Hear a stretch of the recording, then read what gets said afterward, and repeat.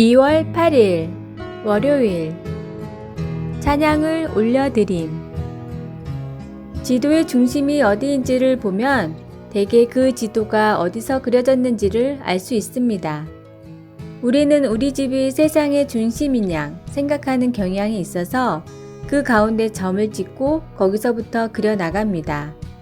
가까운 마을은 북쪽으로 50마일 혹은 남쪽으로 차로 반나절 거리라고 하듯이 모든 것을 우리가 있는 위치와 연관시켜 표현합니다. 시편은 구약에 묘사된 이 땅의 하나님의 집으로부터 지도를 그립니다. 그래서 성경의 지리적 중심은 예루살렘입니다. 시편 48편은 예루살렘을 찬양하는 많은 시편 중에 하나입니다. 이 하나님의 성, 거룩한 산은 터가 높고 아름다워 온 세계가 즐거워합니다. 1에서 1절 이는 하나님이 그 요새 안에 계시고 영원히 견고하게 하시기 때문입니다. 3에서 8절 하나님의 명성은 예루살렘 성전에서 시작하여 땅끝까지 미칩니다. 9에서 10절 당신이 예루살렘에서 이것을 읽고 있는 것이 아니라면 당신의 처소는 성경에 따른 세상의 중심에 있지 않습니다. 하지만 당신이 살고 있는 지역은 매우 중요합니다. 하나님은 그분을 향한 찬양이 땅끝까지 10절 미치기 전에는 쉬지 않으시기 때문입니다. 당신은 하나님의 목표에 이르는 길의 일부가 되기를 원하십니까? 하나님의 사람들과 함께 매주 경배하며 하나님의 영광을 위해 매일 자신을 열고 사십시오. 우리의 존재와 소유 모두를 그분께 헌신할 때 하나님의 명성이 땅끝까지 이르게 될 것입니다. 이번 주에 하나님의 명성을 어떻게 전파하셨습니까? 우리는 무슨 일을 더 할 수 있을까요? 말씀 하나님이여 주의 이름과 같이 찬송도 땅끝까지 미쳤으며 주의 오른손에는 정의가 충만하였나이다. 시편 48편 10절 찬송 518장 기쁜 소리 들리니 기도 하나님의 명성이 땅끝까지 미치도록 저를 사용해 주소서. 아멘.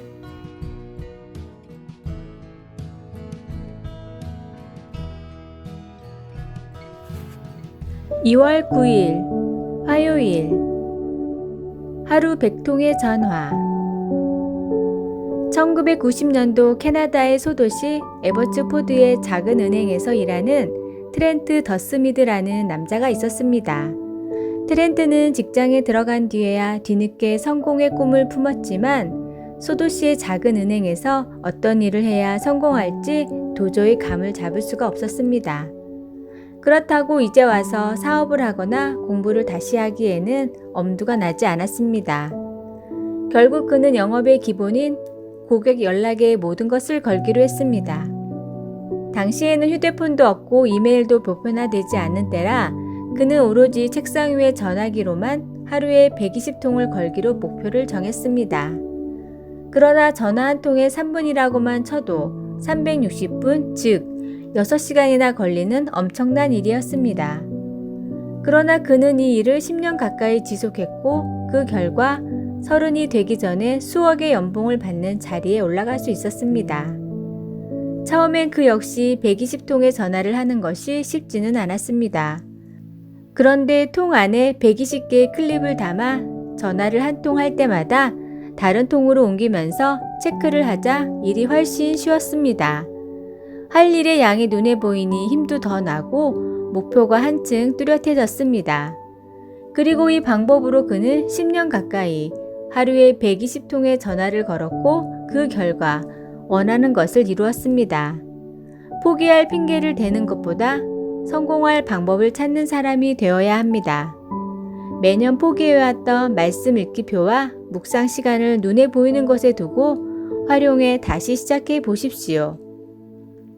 오늘의 말씀 평생에 자기 옆에 두고 읽어 그의 하나님 여호와 경외하기를 배우며 이 율법의 모든 말과 이 규례를 지켜 행할 것이라.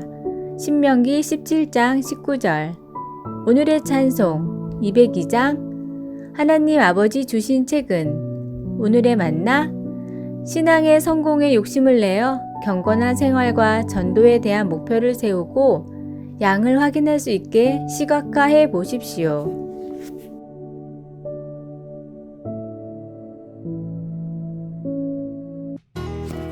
2월 10일 수요일 가까운 이웃들. 요즘은 인터넷과 모바일로 소통 구조가 발달해 있어서 이웃 사람들이 주변 사람들과 즉시 연결되도록 도와줍니다. 지역에서 산불 대피령이 내렸을 때도 서로 경고해 줄 수 있을 뿐만 아니라 필요하면 아이를 서로 봐주기도 하지요. 또한 달아난 애완동물의 위치를 파악하는 데 도움이 되기도 합니다. 인터넷의 힘 덕분에 오늘날의 급변하는 세상에서 종종 멀어졌던 이웃들이 다시 가까워지고 있습니다. 가까이 사는 사람들과의 관계는 오래전 솔로몬 왕 시대에도 중요했습니다. 가족관계가 정말 중요하며 큰 도움을 줄 수 있는 바탕이지만 솔로몬 왕은 친구의 역할이 특히 환난날에 잠언 27장 10절 아주 중요하다고 지적합니다. 친척들은 가족 구성원들을 매우 소중히 생각하고 힘든 상황에서 도움을 간절히 주고 싶어 할 것입니다. 하지만 멀리 떨어져 있다면 정작 재난이 닥쳤을 때 그들은 아무것도 해줄 수 없습니다. 그러나 이웃들은 가까이 있기 때문에 무엇이 필요한지 금방 알고 당장 도움을 줄 수 있습니다. 기술이 발달하여 지구의 반대편에 있는 사랑하는 사람들과도 쉽게 연결될 수 있는 만큼 오히려 우리는 근처에 사는 사람들을 관가하기도 쉽습니다. 예수님, 주님께서 우리 이웃에 두신 사람들과 관계를 잘 맺을 수 있도록 도와주소서. 내가 어려울 때 누가 도움을 주었습니까?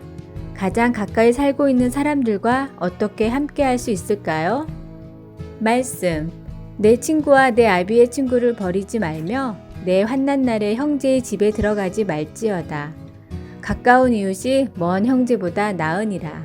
잠언 27장 10절. 찬송 455장 주님의 마음을 본받는 자. 기도. 하나님, 우리에게 이웃을 주셔서 돌아보게 하시니 감사합니다. 아멘.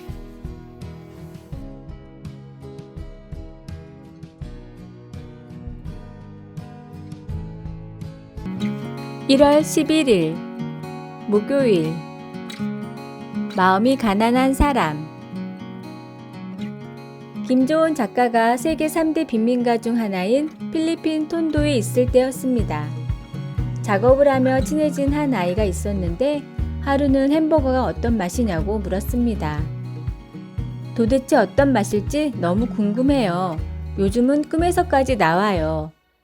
다음날 김 작가는 햄버거 3개를 사와 학교에서 수업을 하는 도중 아이 가방에 몰래 넣어두었습니다. 아이들에게 뺏기지 않고 넉넉히 맛을 보라는 의미였습니다. 그런데 학교가 끝날 때까지 아이는 햄버거를 꺼내지 않았습니다.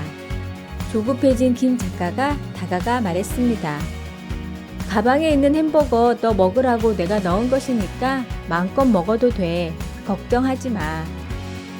아이는 그제 안심을 하더니 고맙다는 인사를 하고 갑자기 어디론가 달려갔습니다. 김 작가는 햄버거를 아이들에게 뺏길까봐 갔을 것이라고 생각을 했는데 잠시 뒤 아이는 햄버거를 15조각으로 잘라와 반에 있는 아이들과 나누어 먹었습니다.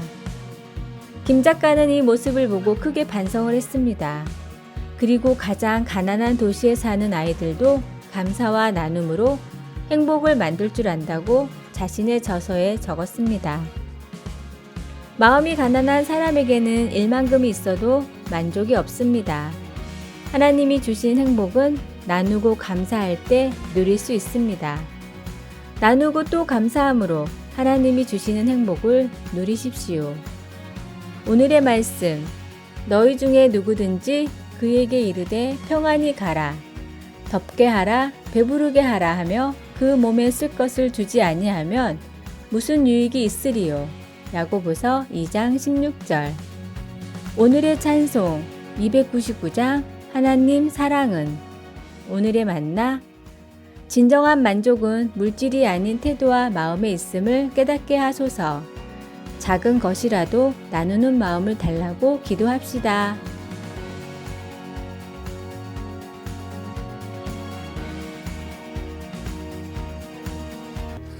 1월 12일 금요일 하얀 눈의 기적 17세기의 아이작 뉴턴 경은 프리즘을 사용하여 빛이 어떻게 우리가 다른 세상을 볼 수 있게 하는지를 연구했습니다. 그는 빛이 물체를 통과할 때 그 물체가 특정한 색을 가진 것처럼 보이는 것을 알았습니다. 하나의 얼음 결정체는 투명해 보이지만 눈은 분말 같은 많은 얼음 결정체들이 모여서 만들어집니다. 빛이 그 모든 결정체들을 통과하면 눈은 하얗게 보입니다. 성경은 특정한 색을 지닌 다른 어떤 것, 죄에 대해 이야기를 합니다. 하나님은 유다 백성들의 죄를 보시고 이사야 선지자를 통해 그들의 죄를 주홍 같고 진홍같이 붉다고 묘사하셨습니다. 그러나 하나님은 그들이 눈과 같이 희어질 이사야 1장 18절 것이라고 약속하셨습니다. 어떻게요? 유다 백성들은 그릇된 행동으로부터 돌아서서 하나님께 용서를 구해야 했습니다. 예수님 덕분에 우리는 언제나 하나님의 용서를 받을 수 있습니다. 예수님은 자신을 세상의 빛이라고 이르시고 누구든지 그를 따르는 자는 결코 어둠에 다니지 아니하고 생명의 빛을 얻으리라. 요한복음 8장 12절 고 말씀하셨습니다. 우리가 죄를 고백하면 하나님은 우리를 용서하시고 십자가에 달리신 그리스도의 희생의 빛을 통해 우리의 모습을 보십니다. 이것은 하나님께 흠 없으신 예수님을 보시는 것처럼 우리도 그렇게 보신다는 것을 의미합니다. 우리는 잘못한 일에 대한 죄책감과 수치심에 빠져 있을 필요가 없습니다. 그 대신 우리를 눈처럼 희게 만드시는 하나님의 용서의 진리를 붙잡아야 합니다. 말씀, 너희의 죄가 주홍 같을지라도 눈과 같이 희어질 것이요 진홍같이 붉을지라도 양털같이 희게 되리라. 이사야 1장 18절. 찬송 254장 내 주의 보혈은. 기도. 하나님 아버지, 우리를 값없이 용서해 주셔서 감사합니다. 우리를 눈처럼 희게 만드시는 하나님의 용서의 진리를 붙잡게 하소서. 아멘. 아래의 빨간색 구독 글자를 누르시어 더 많은 전도의 열매를 맺으시길 기도합니다.